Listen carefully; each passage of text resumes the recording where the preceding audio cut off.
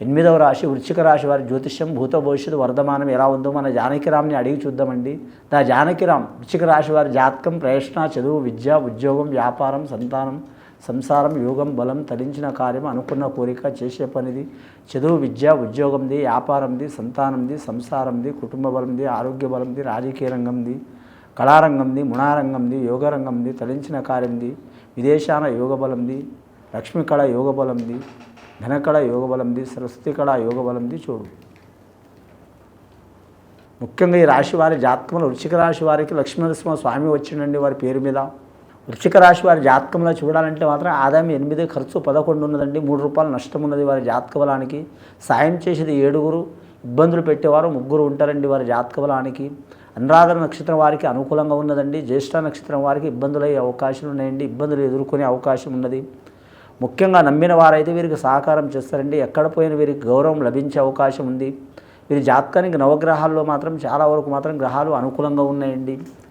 ముఖ్యంగా మాత్రం చాలామంది వీరికి విద్య విషయంలో కావచ్చు, ఉద్యోగ విషయంలో కావచ్చు, చేసే వృత్తి విషయంలో కావచ్చు, వ్యాపార విషయంలో కావచ్చు, కుటుంబ విషయంలో కావచ్చు, శుభకార్య విషయంలో కావచ్చు ఇబ్బందులు పెట్టాలి, అణగదొక్కాలని ఆలోచన చేస్తారండి. అయినా సరే వీరు మాత్రం లక్ష్మీనరసింహస్వామి దయ వలన మాత్రం మంచి జరిగే అవకాశం ఉంది వీరికి. ముఖ్యంగా ఈ రాశి వారి జాతకంలో చూడాలంటే మాత్రం ఆరోగ్య విషయంలో మాత్రం కొన్ని ఇబ్బందులు, చిక్కులు, చికాకులు ఉన్నవారు తొలగిపోయే అవకాశం ఉంది. అలాగే సోదరులతో సహకారం అయ్యే అవకాశం ఉంది. కళాత్ర రంగం వారి కళాత్ర తరపు నుంచి అంటే భార్య తరపు వారి నుంచి మాత్రం కలిసి వచ్చే అవకాశం ఉంటుంది. పితృవర్గం వారితో కూడా సహకారం అయ్యే అవకాశం ఉంది. రక్త సంబంధికులతో విరోధాలు, చిక్కులు, చికాకులు, దారిద్ర బాధలు ఉన్నవారు, కోర్టు కేసులు ఉన్నవారు, భూమి తగాదాలు ఉన్నవారు, అలాగే మాత్రం పొలం తగాదాలు ఉన్నవారు తప్పకుండా తొలగిపోయే అవకాశం ఉంది. కానీ అదృష్టమైన దిక్కు మాత్రం దక్షిణ దిక్కు, పడమర దిక్కు కలిసి వచ్చే అవకాశం ఉన్నదండి. ఎరుపు వస్త్రధారణ, నలుపు వస్త్రధారణ చాలా వరకు మంచిది వీరి జాతక బలానికి. అలాగే నీలం ధరించడం, ఉంగరం లేదా మాత్రం పగడం ధరించడం చాలా వరకు మంచిది. ముఖ్యంగా వీరి జాతక బలానికి కుజాహోరాల్లో మంగళవారం రోజు మాత్రం సుబ్రహ్మణ్యేశ్వరుని ఆరాధన చేయటం, ఆంజనేయ స్వామిని ఆరాధన చేయటం, అలాగే అమ్మవారిని పూజ చేయటం, శక్తిగల అమ్మవార్లు రేణుక ఎల్లమ్మ కావచ్చు, ఏదైనా కావచ్చు, పూజ చేయడం చాలా వరకు మంచిది. గత కొన్ని సంవత్సరాల నుంచి పడుతున్న చిక్కులు, చికాకులు, దారిద్ర బాధలు ఈ శ్రావణ మాస గడియ చాలా వరకు మంచిగా ఉంటుందండి.